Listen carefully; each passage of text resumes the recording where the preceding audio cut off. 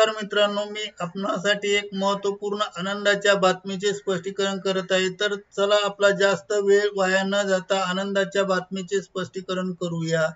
मित्रांनो, बातमी आहे मोठी खुश खबर, कर्मचाऱ्यांसाठी मोठे बदल, पगारात मोठा बदल, पीएफ अधिक पेन्शन वाढणार, भविष्य सुरक्षित होणार. या संदर्भात सविस्तर माहिती जाणून घेऊया. नमस्कार मित्रांनो, ऍक्टिव्ह एज्युकेशन मध्ये आपले मनपूर्वक स्वागत. आताच्या घडीची सर्वात मोठी बातमी आहे कर्मचाऱ्यांसाठी मोठे बदल, पगार, पीएफ, पेन्शन आणि सीटीसी वर थेट परिणाम. 2026 पासून कर्मचाऱ्यांसाठी मोठी खुशखबर आणि मोठे बदल.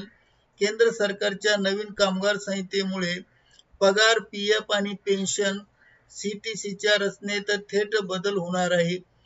50% बेसिक रूलमुळे भविष्य सुरक्षित होणार आहे, पण हातात येणारा पगार कमी होऊ शकतो.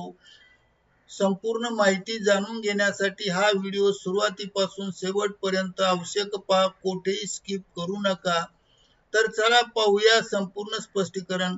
2026 पासून केंद्र सरकार नवीन 4 कामगार संहिता लागू करणार आहे. 1 वेतन संहिता, 2 औद्योगिक संबंध संहिता, 3 सामाजिक सुरक्षा संहिता, 4 कामाची परिस्थिती संहिता. यापैकी वेतन संहिता ही आपल्या दृष्टिकोनातून महत्वाची आहे. देशातील लाखो खाजगी आणि सरकारी कर्मचाऱ्यांच्या पगाराच्या रचनेमध्ये यामुळे मोठे बदल होणार आहेत. मुद्दा क्रमांक 1, 50% बेसिक वेतनाचा नवीन नियम. सगळ्यात महत्वाचा शब्द 50% बेसिक रूल. नवीन नियमानुसार बेसिक अधिक डीए हा एकूण सीटीसीचा किमान 50% असणे बंधनकारक आहे. उर्वरित 50% मध्ये एचआरए, बोनस, कमिशन, ओव्हरटाईम, विशेष भत्ते इत्यादी बाबी समाविष्ट होतात. तर जर भत्ते जास्त असेल तर कंपनीला ते बेसिक मध्ये किंवा बेसिक पगारामध्ये टाकावे लागतात. उदाहरणार्थ सीटीसी 50,000 असेल तर बेसिक अधिक डीए किमान 50,000च्या निम्मे म्हणजे 25,000 असावे लागेल. मुद्दा क्रमांक 2, पीएफ पेन्शन ग्रॅज्युएटीवर परिणाम. बेसिक वाढल्याने काय होईल तर पीएफ वाढेल.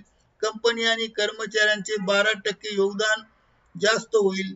ग्रॅज्युएटी वाढ होईल कारण त्यांची गणना बेसिक पगारावर होत असते. 3 ईपीएस पेन्शन वाढेल आणि निवृत्तीनंतर जास्त पगार मिळण्याची शक्यता आहे.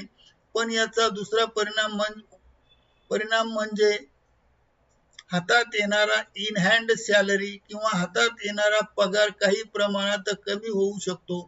मुद्दा क्रमांक 3, टॅक्स आणि इतर परिणाम. कर तज्ञांचे म्हणणे आहे की बेसिक वाढल्याने करपात्र उत्पन्न वाढेल. पूर्वी एचआरए, कॉन्व्हेंट सारखी भत्ते टॅक्स फ्री होते, ते आता बेसिक मध्ये गेल्याने कर जास्त होऊ शकतो. सरकारने असे सांगितले की 15,000 रुपयापर्यंत बेसिक वर पीएफ बंधनकारक राहील. त्यापेक्षा जास्त असल्यास कंपनीच्या धोरणानुसार होईल. कर्मचाऱ्यांनी काय करावे? कंपन्या 2026 पासून पगाराच्या स्लिप बदलतील. त्यामुळे तुम्ही 3 गोष्टी लक्षात ठेवा. तुमची नवीन सीटीसी रचना तपासा. 2 पीएफ कॉन्ट्रीब्युशन किती वाढेल ते पहा. 3 टॅक्स प्लॅनिंग आतापासून सुरू करा. अधिकृत सूचनेकडे लक्ष ठेवा. थोडक्यात निवृत्तीनंतर वाढणारा फायदा, पण सध्या हातात कमी पगार येऊ शकतो.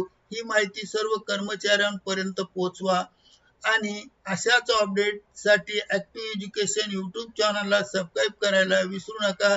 धन्यवाद. Thank you very much for watching this video.